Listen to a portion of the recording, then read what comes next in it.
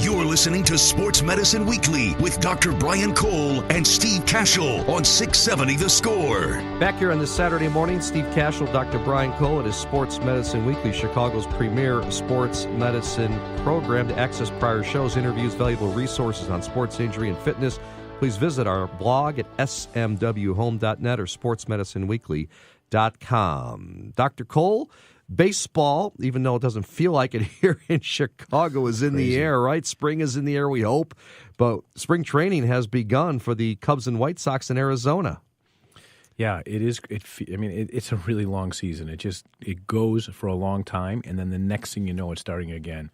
And it's interesting because spring comes in Arizona, but we feel like we're forever away from spring, and our guys are now having to go down on a pretty regular basis to get through spring training. So the time is here. Let's bring on a gentleman that has been very active with the White Sox. He is all season long the head team physician with the Chicago White Sox, Dr. Nik Verma, and professor and director, of course, Division of Sports Medicine at Midwest Orthopaedics at Rush. And Dr. Nik, thanks so much for joining us here on Sports Medicine Weekly. We want to take the medicine side of this, of course, and spring training. And tell us what you do down there. How many times you've been down? You've been in a couple times. I think you're going back, if I'm not mistaken. And how does the medical end go that the players have to go through?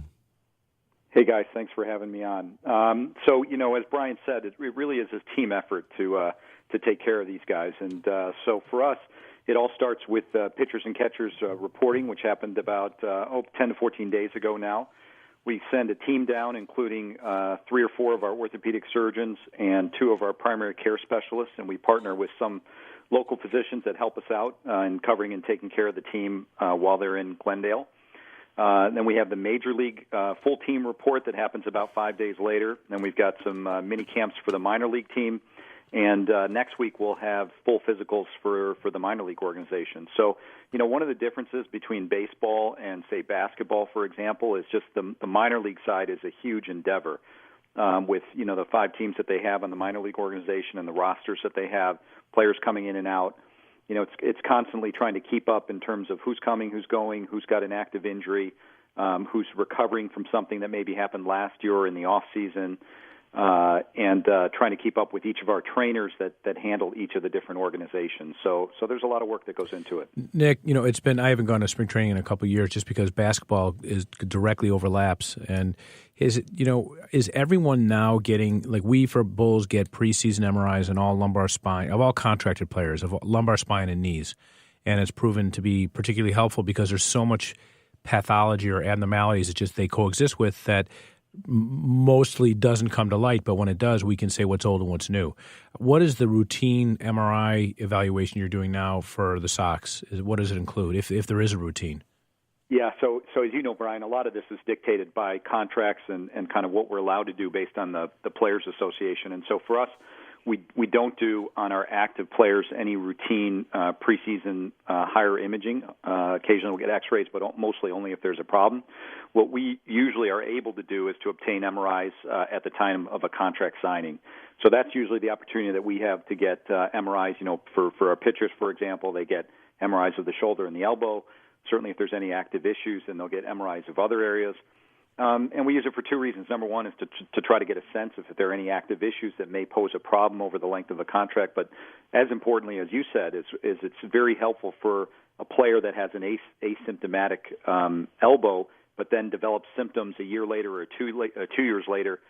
In many of these cases, what we find is that even though they're feeling healthy, they're throwing 90, 95 miles an hour, we see some changes on an MRI scan. And so the problem becomes when they develop symptoms is how do we know whether those changes that we see on an MRI scan are actively related to the symptoms. So to have a pre-MRI from a year or 2 ago is very helpful to kind of determine what's new, what's active, and what can we ignore. Visiting with Dr. Nik Verma, head team physician with the Chicago White Sox. I'm Steve Kashul with Dr. Brian Cole. It is Sports Medicine Weekly here on 670 The Score. Dr. Nik, a lot of fans want to know, I think unlike many, many years ago when players came to spring training to get in shape, how in shape are these guys? And is there a lot of cardio that's done during spring training or baseball drills that these guys haven't done in the winter? Or are they fully ready to go? Yeah, I think nobody's ever fully ready to go until the season actually gets underway. And as Brian said, part of baseball is it's a long, grueling season. I mean, these guys are playing 160 regular season games plus the preseason games. So there's a lot of time and effort that goes into it. I think what we're seeing, fortunately, is that players are coming in at a much higher level than they probably were 10 years ago. And that's just based on what we know about training regimens, nutrition, their access to health care and training in the off season. So almost every one of these guys is very active in the off season from a training perspective. They work with a combination of their own team as well as our team, who kind of keeps oversight over where they are and what they're doing to find the best regimen for them. What we do see is that over the course of a long season like this, there's natural deterioration. There's fatigue. There's changes that happen, particularly on the pitching side. And the goal is if we can start them at a higher level, we can maintain them kind of above the level after which they may start to experience breakdown or symptoms. So we're fortunate in that players are much more now involved in their own care and taking care of their bodies year-round and making sure they're coming into camp at a level where they're ready to go. Nick, let me ask you a question about pitchers. For when our guys report in October, they're still reconditioning. You're talking about the Bulls. Yeah, the Bulls, sorry. So what happens with the throwers in terms? I know they're active off-season, but there's no real, like we have summer league and the veterans, truth be told, the veterans often don't participate, but they'll play. They'll do pickup basketball, things of that nature. But are the throwers, do they have to throw? Do they start to throw, if you will, to get back into shape, or are they often, what's their general conditioning? Especially, let's just talk about the veterans. What do they typically come in with, and how much of a growth or improvement with conditioning is there over, say, the next 4 weeks? Yeah, so I'll just kind of give you the overview. Most of them will be done, let's call it October 1st when the season's over. Hopefully, for us, we play into October, but we haven't the last several years. So season's over.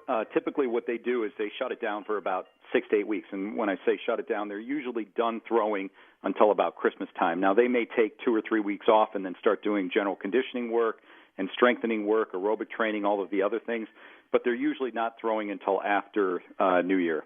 At that point, they usually start back into a throwing program. They'll start with some light tossing, but by the time they get to camp, most of them will have thrown, somewhere between 4 and 6 bullpens just to kind of get the arm active again and start working their way back into a throwing form. As you guys know, I mean, it's only a 2-week duration between pitchers and catchers reporting and the start of the spring schedule. So they don't really have a lot of time to get up and rolling in order to be back active and throwing on the mound. So they definitely do that before they get to us. Again, visiting with Dr. Nik Verma, head team physician with the Chicago White Sox. You're listening to Sports Medicine Weekly on this Saturday morning. Steve Kashul and Dr. Brian Cole.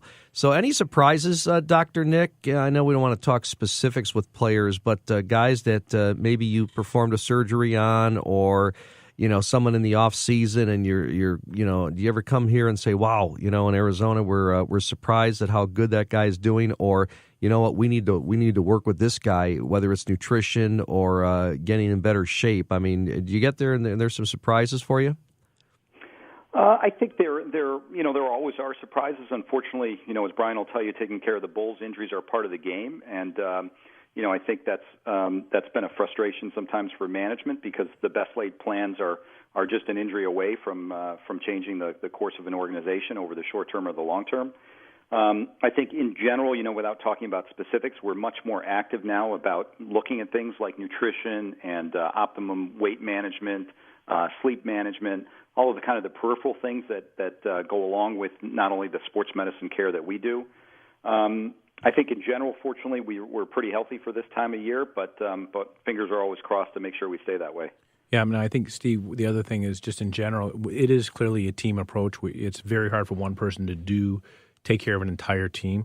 I think one of the greatest things that Rush and Midwest Orthopaedics bring to the table is that it's been a collaborative effort. I think we're up to 9 sports doctors and 7 primary care sports physicians, and you need that kind of depth. But truth be told, Nick does do the lion's share. I mean, it's an amazing responsibility. When the baseball schedule is really, really challenging. I think frankly more challenging than basketball. We don't get rain delays and double headers and things like that. So the time commitment is enormous. But Nick, you've done a seamless job. You taking over for Chuck Bush Joseph, and I will say that you don't show the signs of stress, and you're keeping things in check. And I know how the time commitment is for you, and you've done an amazing job that way. And I think the Sox organization is they're very grateful for what we all bring to the table, but I know they're very grateful for what you bring to the table on a regular basis. Nick, one other question as a takeaway here. We're almost out of time.